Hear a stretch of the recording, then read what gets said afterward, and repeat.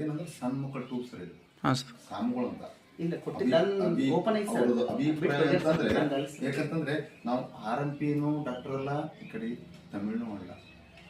ಇದು ಇವರು ಮಾಡ್ತಾ ಇರೋದು ಒಂದು ಏನಪ್ಪಾ ಅಂದ್ರೆ ಪ್ಯಾರಾಮೆಡಿಕಲ್ ಡಾಕ್ಟರ್.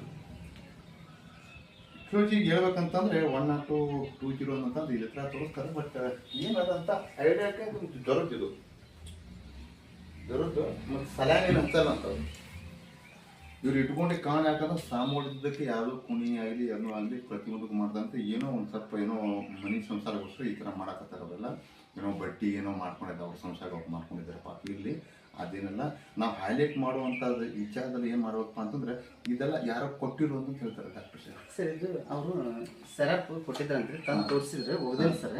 ಇದು ಒಕ್ಕಟಿದ್ ನೋಡ್ರಿ ಯೂಸ್ ಮಾಡಿದ್ರಿ ಸರ್. ಅದು ಇದು ಸರ್ ಇನ್ನೊಂದು ಹೋಗದೇನು ಸರ್ ನಾ ಅಷ್ಟೇ ಯೂಸ್ ಮಾಡಿದ್ದು ಸರ್. ಇದು ಅದು ಹೋಗಿದ್ದೇನೆ ಸರ್.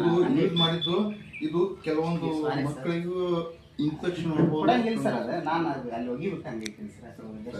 ನಾನು ಸಂಬಳ ನಿಮ್ಗೋಸ್ಕರ ಅಡಿಷನಲ್ ನೋಡಿ ಈ ಥರ ಇದರಲ್ಲಿ ಪಿಂಪಲ್ಸ್ ಮತ್ತು ಪಿಂಪಲ್ಸ್ ಅಂತ ಇರ್ತದೆ. ನಮ್ಮ ಇದರ ಡಿಪಾರ್ಟ್ಮೆಂಟ್ ಮಾತಾಡೋದು ಪಿಂಪಲ್ಸ್ ಇದೆ.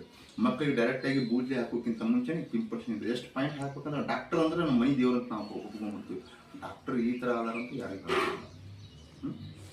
ಸರ್. ನಿಮ್ಮ ಹೆಸರು ಶರಣಯ್ಯ ಮಾರ್ನಾಳ್ ಊರಂತ.